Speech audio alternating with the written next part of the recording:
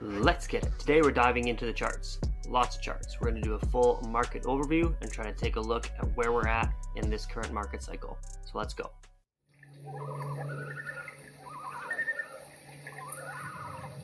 What is up, everybody, and welcome to the Crypto Cabin. My name is Tom, and in today's video we're going to be diving into the Bitcoin chart, overall crypto market cap chart, and a lot of different indicators when we take a look into Bitcoin. We are going to see if we can figure out where this market cycle is currently at and what to do from there. So if you're new to this channel, please scroll on down, leave this video a thumbs up, hit that subscribe button, then click that little notification bell and select all so you get notified for when I post these new videos. So without any further ado, let's jump right in. So one of the most important questions I think to ask ourselves is, was April the top of this market and not November? Because that plays into a big part into where we currently are at in this market cycle. We could be nearing a bottom, in my opinion, if we considered April the top. We could be waiting a few more months before we reach a bottom if we consider November the top. I know the price was obviously higher in November, but there are a lot of metrics that show that April was actually way more overheated than November was of 2021. So let's take a look at what I mean here. So first one is the pi cycle top indicator. Now this one has only ever called the tops of markets pretty darn perfectly. So it called it back in 2013 twice, called it in 2017 right at the end, right on within a couple of days of the top, and then again it crossed over and called the top, or a local top anyway, in April of 2021. So this indicator, I know a lot of people were looking at in April thinking, this may be the thing that calls the top, and it clearly did. But a lot of people were also saying, well, there aren't enough things saying that we haven't gone high enough yet, and a lot of other indicators weren't flashing as high as they normally would have. Like the Pull multiple wasn't in the red yet. We touched it though. So when you take a look again at this one, we did touch the red there, and when you come over into November, you can see we didn't get anywhere close. Another one that'll show us that potentially April was the top is the 2-year MA multiplier. So quite often this will come up and get very close to this 2-year moving average times 5, which is up at the top there. We did touch it up in that, in springtime of last year, basically a year ago. The rainbow chart told us we were getting close, but not quite. The MVRV Z-score got up into the red back then as well.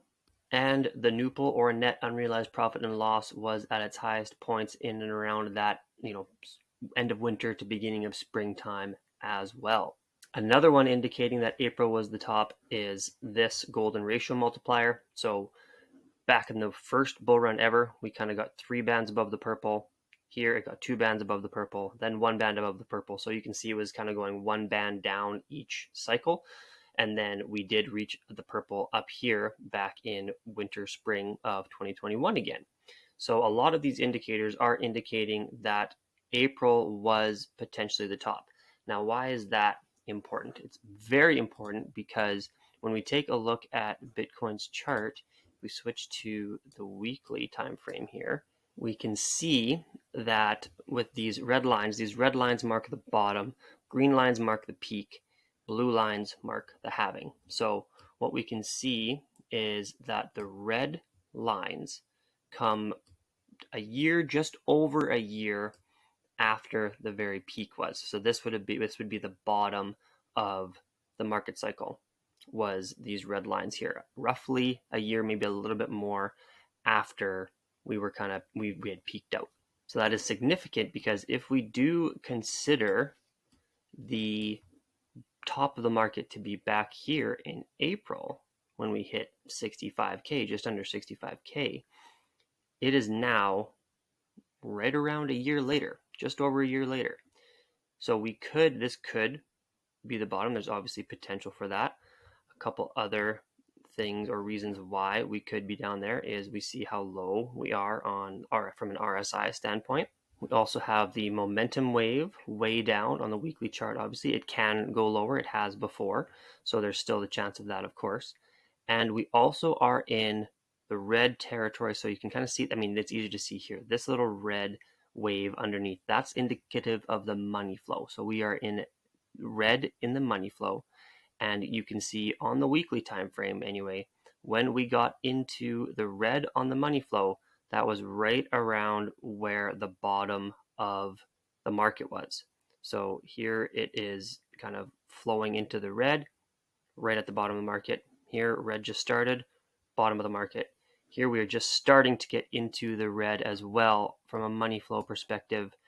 Another reason why this could potentially be the bottom.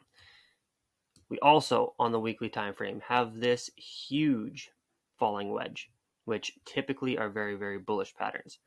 So if we do get a bounce up here, we needed to hold 30K on the weekly time frame, which we did. That has been major support. So we did wick up and close just above.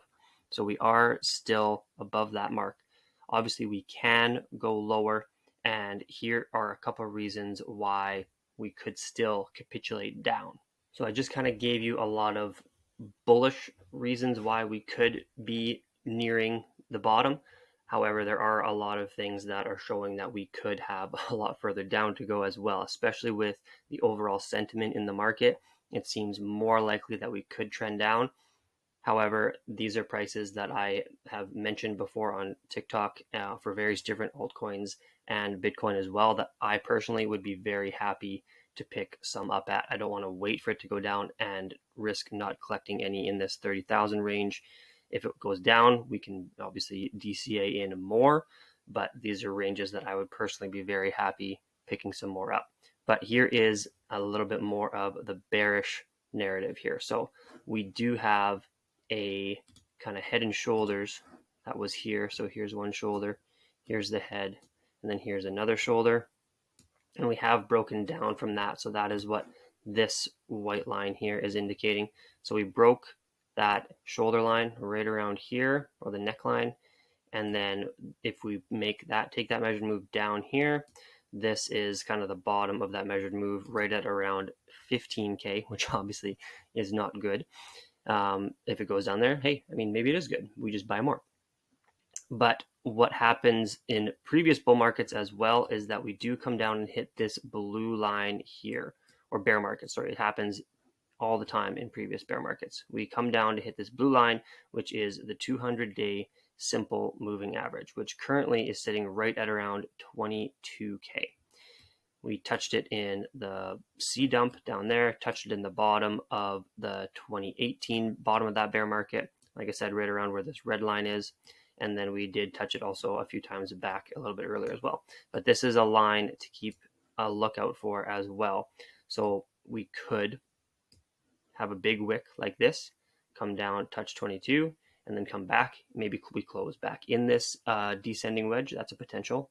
Another reason why I think, we could go down a little lower as well is typically we see really, really high volume candles. We did get a higher volume candle over here on this last big wick down. However, when you look at that candle compared to others, when we did this big C dump, right, there's a lot more volume there. And back here, there's also a lot more volume as well. There was even more volume back here in May of 2021. So a year ago, there was a lot more volume than there was on this last dump. So maybe we haven't seen the full-on capitulation event. And the Nupal displays this extremely well. So we can see here that once we kind of get into the red territory, which we just barely touched, we were in nearing euphoria and greed. Then there is either belief or denial. This is kind of going through the market cycle, psychology, and then optimism, anxiety. And we've kind of gotten into hope and fear. And if you look at the Bitcoin Fear and Greed Index, whatever you think about that, if you think it's accurate, not accurate, but we are at about a 10 right now. And so that is obviously extremely fearful. So we are in fear. We haven't gotten this last capitulation event yet. So that could definitely happen still. There is this whole range where obviously we have dipped down into all of the last few bear markets. And so there's a little bit more to go there as well. Our hodl ratio still has a little ways to go as well. Typically in the bottom of bear markets, we have gotten down into the green here. So that one's still got a ways to go. Same thing with the MVRVZ score, a little bit more to go there. And the Puel multiple has a little ways to go also.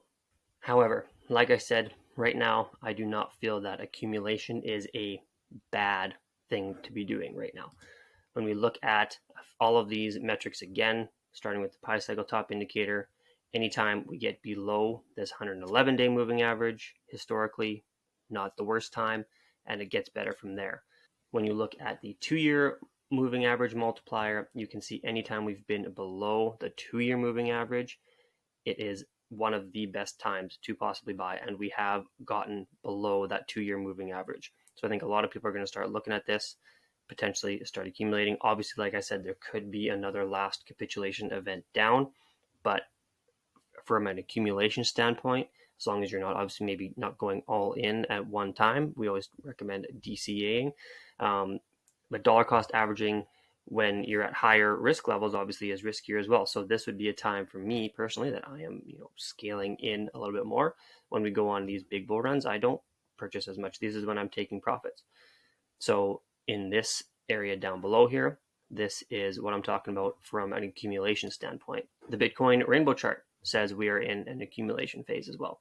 Obviously, like again, there are a couple layers that can go down further, but we are in that accumulation phase. And the last one here, the golden ratio multiplier, shows us that whenever we are kind of below that bottom band, that orange band, typically it is a very good time to be buying or accumulating as well. So obviously, I laid out a couple different scenarios, and you're going to say, well, you said it could go both ways.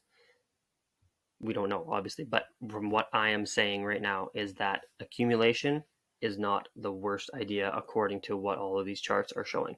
We still can go lower, but right now, not the worst time. Obviously, way better time than trying to get in at 60K. The total crypto market cap is also forming something similar from the top there. We are forming a potential falling wedge here as well. We're also very, very low on the momentum wave here. Obviously can go lower here. RSI is very oversold. We are at under 20. Still has room to go down there obviously as well. Money flow is still, however, in the green for the overall cryptocurrency market. So when I was talking about Bitcoin on the weekly, showing that we just kind of had gotten into the red, overall cryptocurrency market is still just barely in the green. It looks like we could be crossing over into the red soon. And once again, when we have gotten into the red on the money flow, that has been kind of noted the bottom of the bear market. So I do think we are getting close. We may not be there yet. Obviously, we could have that one last capitulation event down. Then what we would want to see is a super high volume candle down here somewhere. So basically like running into a brick wall like we had back here. We can kind of see how volume was kind of low, and then the C dump happened and boom, we hit a wall, and then price never saw that low again. Same thing back here in 2018. We kind of hit this wall right there, right at around, what was that, 3K, just over, 3,600, 3,500. And then we didn't really see those prices again. We never did actually. And the C dump was a little bit higher than that. So what we want to see is that big red candle, or not big red candle, maybe a big wick on it. And then we want to see a big volume candle come in down here at the bottom as well. That is all for if the top of the market was back in April of 2021 or springtime, end of winter of 2021. If we have November 2021 as the top of the market, then in my opinion, we could see a lot more sideways action before we obviously start going back up. So this could move, the bottom could move out into November at some point. Because like I said, typically it's just over a year away from when the top was. So obviously this is the highest price that Bitcoin got to, was 69K. However, a lot of these other metrics that I showed you does not indicate that that was necessarily the top. It looks like this was more relative to the top as what's happened previously with all these other metrics. However, this is one of those times when, I mean, it's obviously tricky to tell because it looks like you got to pick one of the two tops basically, but it's looking like April could have been the top. November obviously was the higher price point though. So if it was in November, then we could be looking at a kind of more bearishness all the way until later this year. And then we kind of could have that extended period over here, just like we did between 2018 all the way through to 2020, where it looks pretty flat. But if we're hovering around here in these ranges, if we come down and touch that 200 simple moving average, which it always has at the bottom of bear markets, this could also keep coming up slowly, right? It could come back up, and all of a sudden over a few weeks, maybe by the time we hit November, it's at 25k again, just like it hit back here in the beginning of May.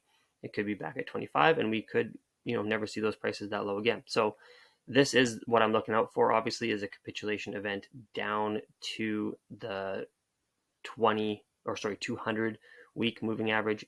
If we get that with a really big volume candle on there, then I would be more confident calling that the bottom. Right now, it is a decent time to accumulate. Obviously, looking at all these other metrics that I showed you, we might not be at the bottom, obviously, but that's kind of my overall sentiment at this point in time. So that's it for today, team. Hopefully you got some value out of this video, and if you are new to the channel and did get some value out of it, please scroll on down, leave this video a thumbs up, hit that subscribe button, then click that little notification bell and select all so you get notified for when I post these new videos. I appreciate each and every single one of you. I'll see you next time in the next episode from the Crypto Cabin.